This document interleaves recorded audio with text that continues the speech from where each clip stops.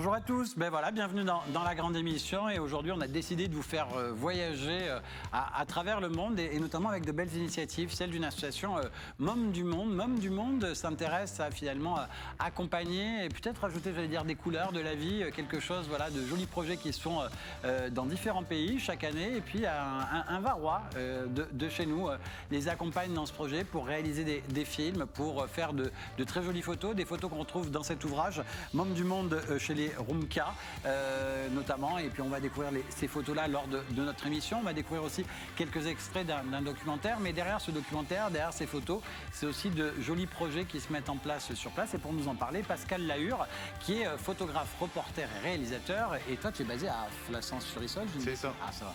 Je suis en train de me souvenir de quelle va.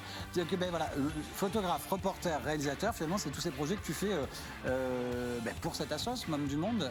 En 2 mots, Mômes du Monde, c'est quoi sa mission ?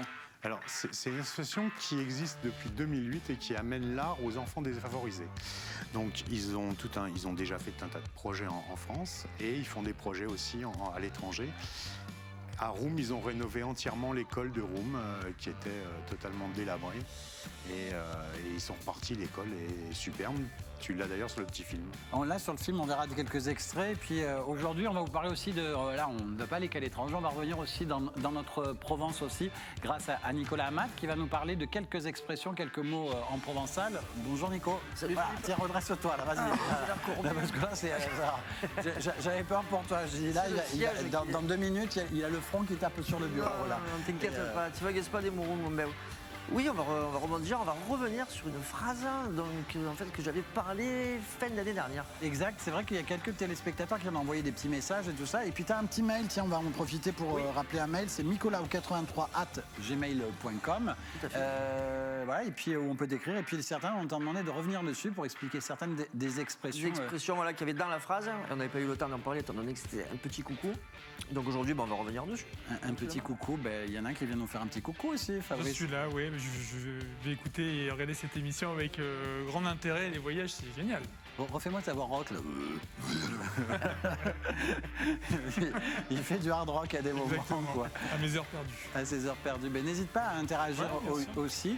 On va aller tout de suite avec Pascal, Mômes du Monde. Mômes du Monde, tu disais, c'est une association qui a été créée en 2008, notamment. L'idée, c'est valoriser à travers, justement, l'éveil artistique, à travers le monde. Vous ciblez un continent particulier, des zones particulières ? Il n'y a pas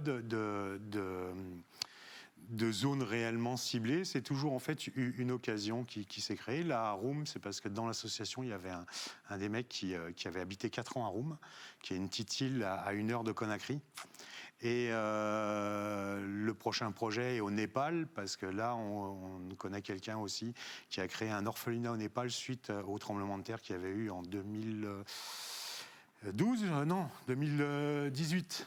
Très bien. Ça, il me semble. Je sais pas. Le tremblement de terre qu'il y a eu au Népal. Alors moi les dates. Ah bravo. Non mais tu sais moi je m'occupе du Var, pas du Népal. Je te préviens. Cette personne a créé un orphelinat pour récupérer parce qu'il y a eu tout un tas d'enfants qui ont perdu toute leur famille.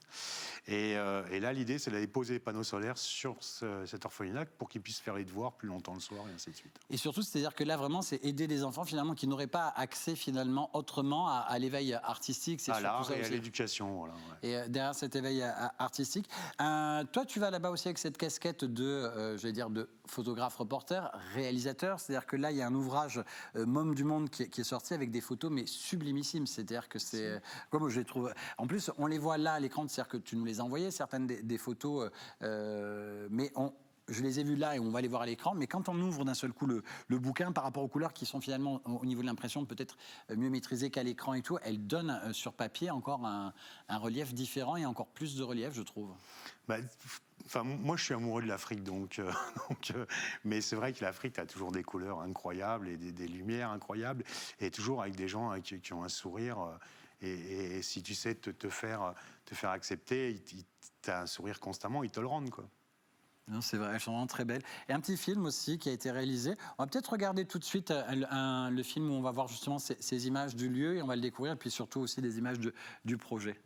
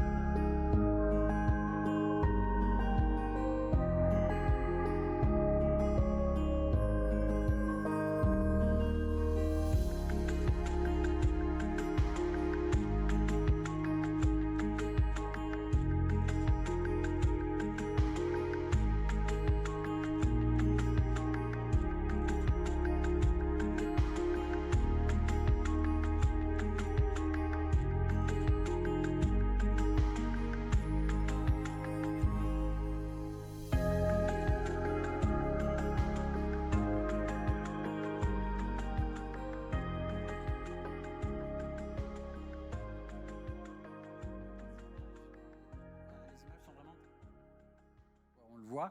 Là, c'est un extrait, c'est une bande-annonce C'est la bande-annonce, ouais. C'est d'un documentaire qui va arriver. Qui est arrivé, ça y est, il est inscrit dans les festivals, donc il va faire le Tour de France dans les festivals. Comme je suis Flassanet, tous les documentaires que je fais, je les offre aux Flassanais en avant-première. Donc au mois d'août, on a fait une plein air où tous les gens étaient vraiment très contents du doc. Là, c'est ce voyage-là, c'est-à-dire que tu donnes ce retour avec le doc. Tu en avais fait un très beau aussi sur l'orgue, je crois. Oui. C'est un très beau sur l'orgue que tu avais fait. C'est-à-dire que ce que je veux dire, c'est que tu fais aussi d'autres docus, etc., sur le territoire, etc. Et il y en a un sur le Brésil aussi qui est sorti. Et il y a d'autres destinations parce que chaque année, comme on le disait tout à l'heure, c'est vraiment, il y a une destination qui est choisie toujours. Et il y a une sorte de tour du monde que vous allez faire de pays en pays. Il y a déjà eu la Grèce, le Maroc et d'autres pays. C'est ça. Alors Laurent Baillot, le président, a entamé ce projet de faire un tour du monde humanitaire et d'emmener l'art et l'éducation dans différents pays aux enfants, mais toujours en ayant croisé en fait une personne ou une histoire ou voilà. Donc Roum, c'était avec moi et cette fameuse personne qui arrive à Roum, qui a eu 4 ans sur cette île. Le Népal, c'est une amie qui a monté cet orphelinat, et puis après, on ne sait pas quoi. Donc voilà. Donc je sais que j'étais à Roum, je serai au Népal. Par contre, les autres projets, je ne sais pas. Peut-être qu'ils changeront de réalisateur. Peut-être que. Oh, ouais, à mon avis, c'est parce que quand tu vas être repéré, tu devras leur dire non, quoi. Je sais pas. Moi, je fonctionne avec le cœur, donc en fait. Mais les projets ont l'air beaux parce que derrière, il y a de l'humain, il y a de l'humanitaire, il y a de l'accompagnement, il y a une utilité aussi derrière. C'est-à-dire que c'est vraiment apporter et valoriser l'enfant à travers l'art. C'est-à-dire que c'est ce qu'on y voit à l'intérieur. Le documentaire fait combien de minutes ? 52 minutes. 52, c'est quand même un beau morceau, 52 minutes. Ouais, c'est beaucoup de travail. Hein, c'est beaucoup de travail, surtout que sur ce coup-là. Comme les fonds récoltés par l'association ont servi à rénover l'école, au billets de déplacement ou quoi que ce soit, on a limité tout, donc j'ai dû faire tout seul. Images, son, drone, voilà. Là, une première question qui me vient, parmi ces 3 semaines d'immersion, s'il y a une ou deux choses qui restent en tête, le plus beau souvenir, la plus belle. C'est le sourire. Hein. Le sourire et toujours cette bonne humeur qu'on retrouve en Afrique. Pourtant, ces gens n'ont rien. Une des héroïnes, entre guillemets, de mon docu, parce que je présente les Rumka par le regard de 3 enfants, c'est Nana. Nana, elle a 11 ans et tous les matins, elle va vendre des petits pains dans tout le village avant de partir à l'école. Donc, et pourtant, elle a toujours la banane, cette gamine. Et une journée, elle a dû s'occuper, on la voit dans l'extrait, où elle remue le riz pour enlever l'amidon. Elle a dû s'occuper de ses 5 frères et sœurs et de faire à manger à son papa parce que sa mère était partie à Conakry, à l'hôpital, pour le bébé qui venait de naître, quoi. Et pourtant, elle avait la banane, cette gamine, toujours. Donc c'est vrai que on peut que essayer de leur donner, quoi. C'est ça. Et on relativise sur... Ouais, et puis on relativise, ça c'est clair. Il y a 3 classes de 60 élèves et 2 niveaux par classe. Et donc c'est aidé aussi. Là, il y a des écoles aussi, pareil. Là, ils ont rénové, le Môme du Monde a rénové toute l'école, puisque les classes fuyaient avec la mousson. C'était vraiment, on aurait dit un bidonville à elle seule, cette classe, enfin cette école, et elle a été entièrement refaite pour que les élèves aient un lieu plus agréable, avec en plus une fresque éducative, l'alphabet et voilà. Là, de cette aventure, il y a ce bouquin aussi. Ce qui est important avec ce livre, c'est-à-dire Môme du Monde chez les Rumka, voilà, c'est eux, c'est nous, c'est demain, comme est intitulé le début de phrase. C'est-à-dire que les ventes de cet ouvrage ont aussi une utilité et un objectif bien précis aussi. Tous les fonds récoltés pour la vente de ce livre vont pour le projet du Népal. Voilà. Donc à chaque fois, quand on rentre d'un projet, la vente de livres ou du docu ou quoi que ce soit sert à financer le prochain projet humanitaire. Tu as l'impression que tu te sens bien, moi, tu te sens bien dans ce genre de projet. Ça a l'air d'être cohérent. Moi j'aime donner. Ouais. Si tu partages pas, enfin je veux dire, ça sert à rien, quoi. Ouais, c'est vrai en plus. Je pense qu'on en revient grandi en plus. On revient grandi, ouais. Et puis quand tu rentres chez toi, tu ouvres le robinet, tu dis il y a de l'eau. Là-haut, ils mangent de la brisure de riz tous les jours. Alors, si tu veux manger de la brisure de riz, tu le trouveras ici au Leclerc, au rayon animaux tout en bas. Donc, au Leclerc ou au Champ. Au Champ ou voilà, pardon. Carrefour ou Finalement, autre. malgré, voilà, pour nous occidentaux, on se dit, ils vivent vraiment dans la misère, c'est le cas, souvent, mais ça ne les empêche pas d'être heureux. Ils sont finalement. heureux. Ils ont le sourire, ils vivent quand même, finalement. Il y a, je pense, une grosse partie humaine, je veux dire, enfin, plus puissante, je m'exprime peut-être mal, mais...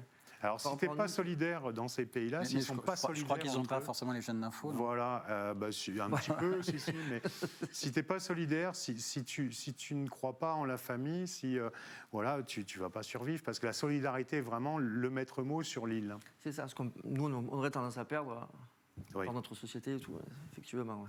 On a un autre bout de film que tu nous as envoyé. Là, on est sur un truc un peu différent. Alors, c'est suite à la rénovation de l'école, les gamins parce qu'il y a 2 activités sur l'île, c'est la danse ou le foot. Et les gamins ont voulu organiser une petite fête dansante pour remercier Mômes du Monde d'avoir rénové l'école. Et à la fin du film, tu verras, tu as la photo avant et après de l'école. Mais voilà, on regarde, vous allez voir, c'est plein d'énergie.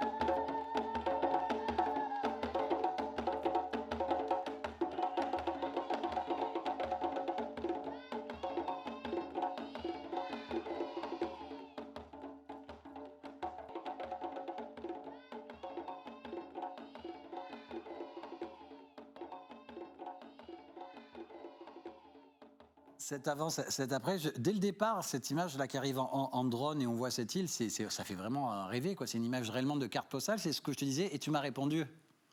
Ouais, non.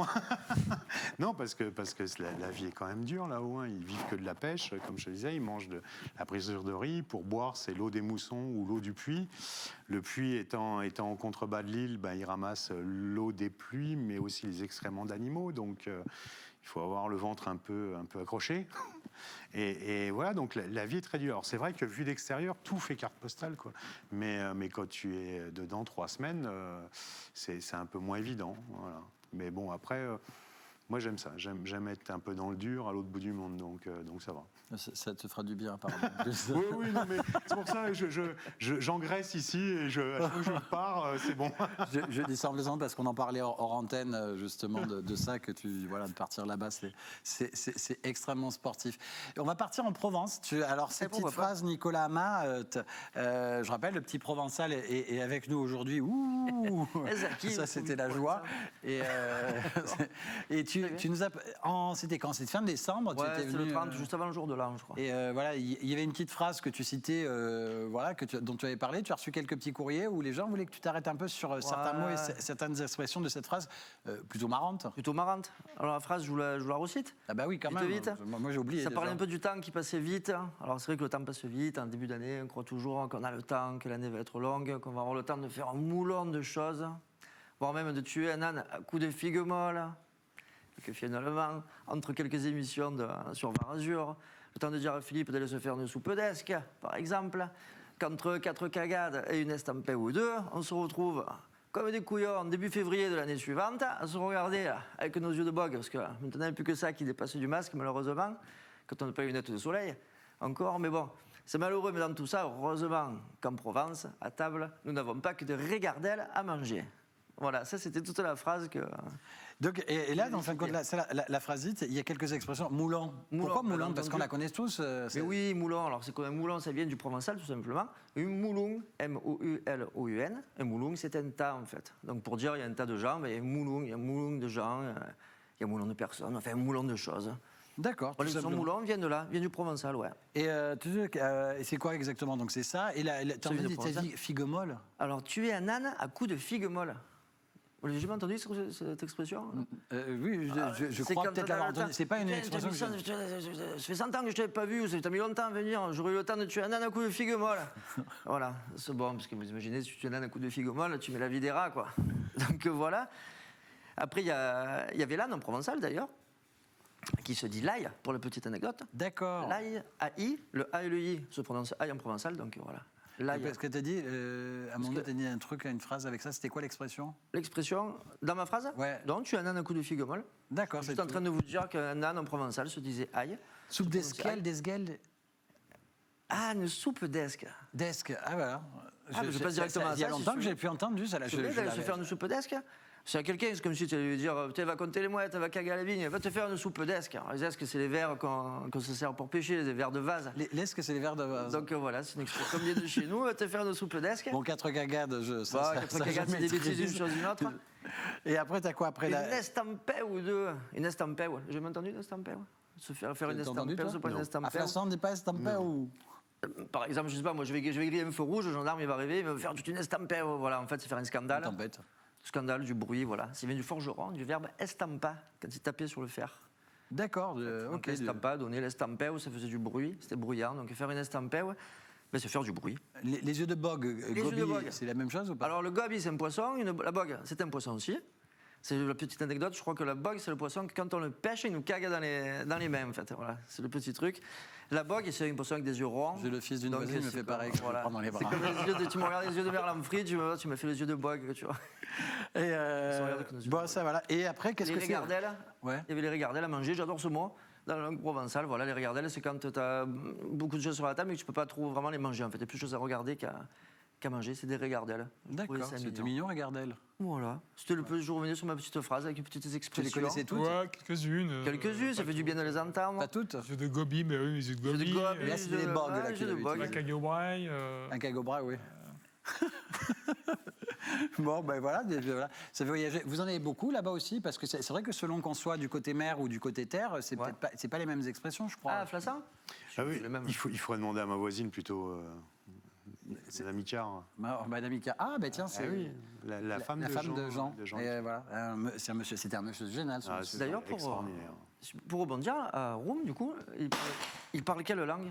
Alors, en Guinée, quasi tout le monde parle français, puisque c'est une ancienne colonie française. Et sinon, tu as 3 dialectes, c'est le Soussou, le Malinké ou le Peul. Il y a 3 dialectes sur l'île. Allez, 3, voilà.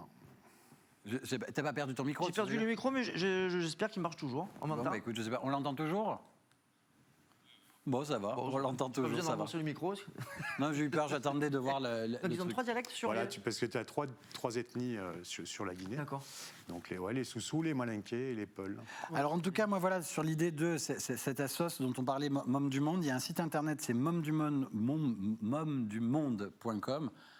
C'est dur pour moi ça, mômesdumonde.com, où on peut retrouver justement l'achat du bouquin. C'est ça. Où on peut aussi accéder peut-être pour les docus. Est-ce qu'il y a des choses en ligne ou pas? Les anciens docus. Brésil par exemple. Le Brésil, il y a, le petit pêcheur, il y a quelques docus qui sont... Quelques docus en accès libre. En accès libre. Voilà. Et puis donc là, sur le prochain Mômes du Monde, justement, chez les Rumka, ça, il va falloir attendre encore. On a peut-être de l'actu à l'intérieur pour voir quand est-ce qu'est où, etc. C'est ça. Il y a tous les actus sur le site. Le président fait ça très bien. Il a fait un très beau site. Et au fur et à mesure, il met les infos.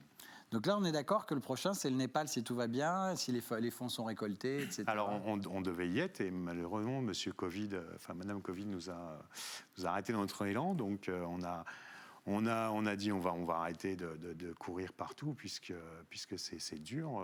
Donc, on a remis ça vraiment pour 2022. Au moins, on est serein, tranquille. et tout sera dans l'ordre. On nous laissera passer les frontières sans problème, quoi. Oui, en attendant, ça permet de vendre plus de bouquins. En plus, voilà. Plus de bouquins pour. Qu'est-ce que tu as envie de nous dire encore sur cette assos voilà, que j'aurais peut-être zappé, oublié?